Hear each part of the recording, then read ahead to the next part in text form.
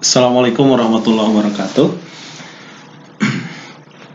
Hari ini hari Jumat tanggal 20 November 2019. Baik, ini sebagai tugas dari mata kuliah proposal disertasi. Saya akan menyampaikan suatu judul, yaitu implementasi Total Quality Management atau TQM, program tahfidzul Quran di sekolah berbasis pesantren. Ini saya memilih sebagai case study-nya di SMP Darul Quran dan di MTS Tahfidz Amalatul Quran. Baik, selanjutnya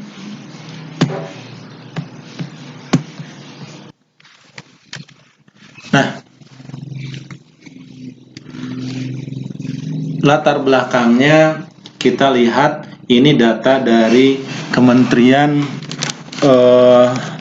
Agama bahwa pertumbuhan lembaga tahfidz itu sangat berkembang pesat.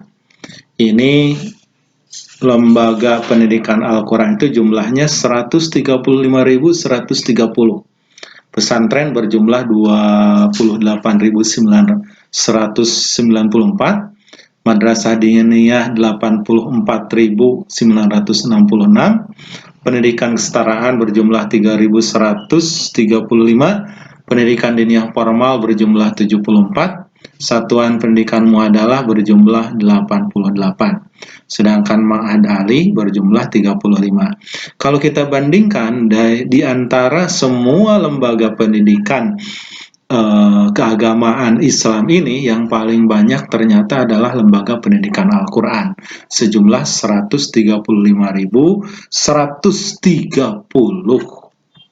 Nah, apa kira-kira yang menjadi pemicunya? Banyak diantaranya ini dimungkinkan karena adanya program wisuda. Banyak acara-acara wisuda menghafal Al-Quran yang diselenggarakan oleh Forum Hufadzil Quran, atau diselenggarakan oleh pesantrennya sendiri, atau juga ada lembaga yang sudah menasional, yaitu program pembibitan penghafal Al-Quran dari Darul Quran yang diinisiasi oleh Kiai Haji Yusuf Mansur. Kemudian juga program tahfidz Quran juga dikenal oleh semuanya melalui adanya lomba tahfidz secara nasional di RCTI. Kemudian juga ada beberapa Pemda yang memberikan hadiah hafalan Quran. Kemudian yang selanjutnya adanya beasiswa penuh bagi para penghafal Al-Quran yang melanjutkan ke jenjang SMA maupun ke jenjang perguruan tinggi. Nah, kemudian juga kita lihat juga tren orang tua sekarang itu ingin menyekolahkan anaknya tuh ke sekolah yang integrasi dengan pesantren. Dan salah satu programnya yang diinginkannya itu kebanyakan adalah tahfidzul Quran yang setingkat SMP ataupun SMA. Bahkan ada beberapa pesantren yang ada sebagian tingkat SD ataupun MI. Tapi permasalahan adalah yang timbul ini nilai outputnya belum seragam sesuai dengan ukuran mutu yang diharapkan. Ya, jadi dengan jumlah 3 tahun ada yang mencapai 10 juz, ada yang mencapai 20 juz, kemudian kualitasnya juga berbeda. Ini apa yang terjadi? Ini asumsinya mungkin karena perbedaan pengelolaan. Kemudian juga mungkin ada perbedaan SDM. Kemudian juga karena ada pembiasaan yang berbeda interaksi dengan Al-Qur'annya. Setiap pesantren mungkin berbeda. Nah, disinyalir diantaranya setelah melihat beberapa pesantren itu diasumsikan penyebabnya adalah karena beberapa pesantren tahfidz itu kesulitan tenaga pengajar tahfidz Quran. Kemudian kuantitas hafalannya yang memang sedikit. Kemudian kualitas hafalan serta metode menghafalnya yang tidak terjamin. Nah, semua permasalahan itu pada intinya adalah pengelolaan dari program tahfidz yang memang belum optimal. Nah, dengan adanya total quality management diharapkan permasalahan itu bisa disesuaikan, bisa diharapkan sesuai dengan awal maksud didirikan atau diprogramkan sejak awalnya. Nah, jadi dengan adanya TKM itu, harapan dari calon orang tua siswa ketika memasukkan sekolah, kemudian dia memasukkan ke sekolah tersebut dalam waktu 3 tahun sesuai dengan harapan awal. Kemudian, ini latar belakang TKM itu apa? Total Quality Management itu dalam dunia pendidikan itu diartikan sebagai upaya manajerial pengaturan untuk mengelola sistem pendidikan agar terjamin mutu hasilnya dengan mendayagunakan semua proses yang mendukung terwujudnya budaya mutu. Nah, menurut Jerome Ascaro pada tahun 2007, ini TKM ini bisa membantu sekolah menyesuaikan diri dengan keterbatasan dan waktu serta memudahkan dalam mengelola perubahan. Nah, permasalahan tadi sekali lagi diulangi dan yang menjadi latar belakang permasalahan yang terjadi pada pesantren tahfidz adalah pencapaian target yang kadang berbeda. Kemudian kebiasaan pemanfaatan waktu, kemudian juga metode menghafalnya, kemudian kurangnya rasio ustadz dengan santri.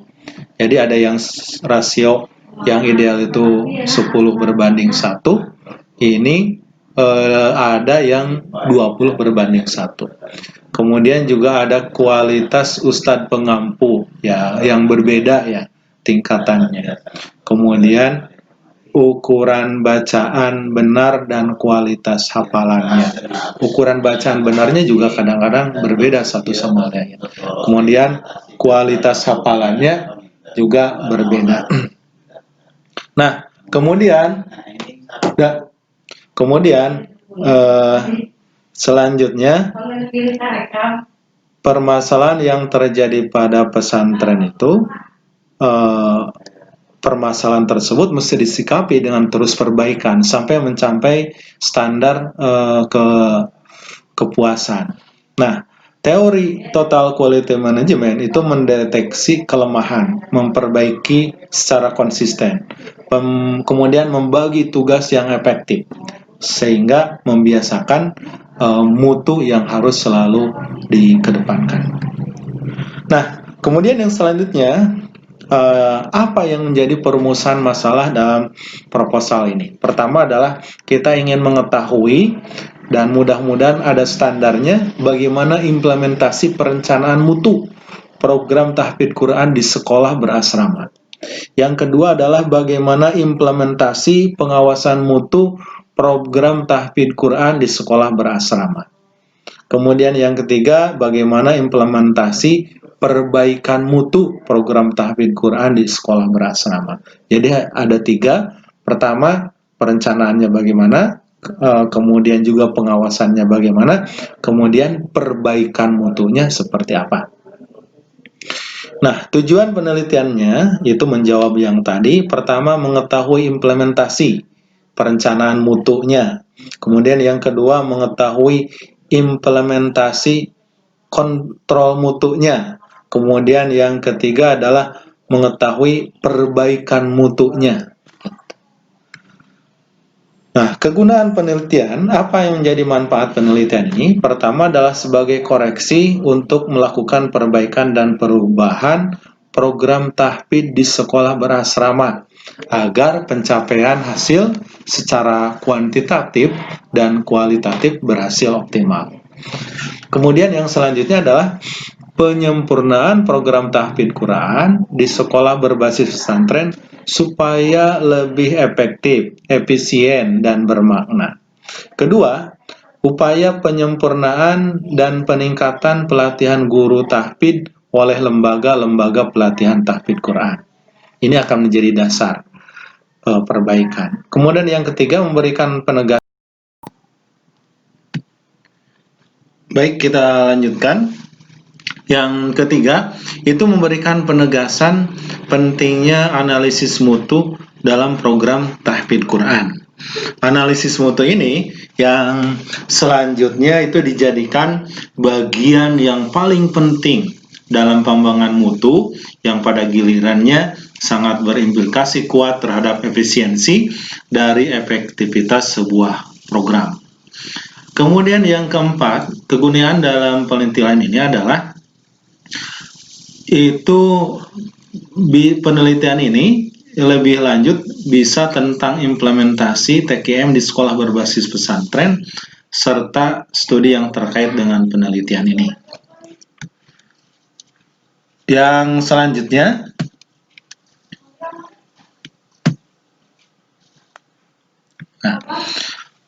metode penelitian. Metode yang kita gunakan penelitian ini adalah metode penelitian kualitatif. Artinya berusaha mencari dan mengungkapkan keadaan yang sebenarnya dengan menggunakan data-data yang bersifat kualitatif berupa kata-kata, ungkapan, pendapat, baik secara lisan ataupun tulisan.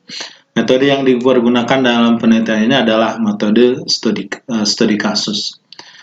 Peneliti melakukan serangkaian kegiatan ilmiah yang dilakukan secara intensif, terinci, dan mendalam tentang suatu program,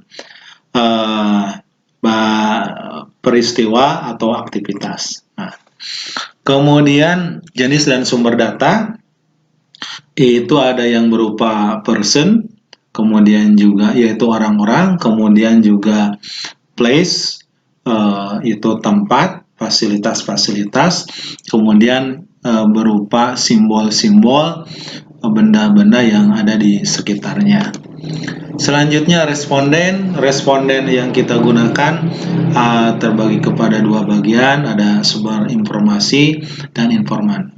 Sumber informasi adalah orang yang menjadi kasus atau yang menceritakan tentang keadaan dirinya sendiri yang memberikan data utama tentang dirinya sendiri.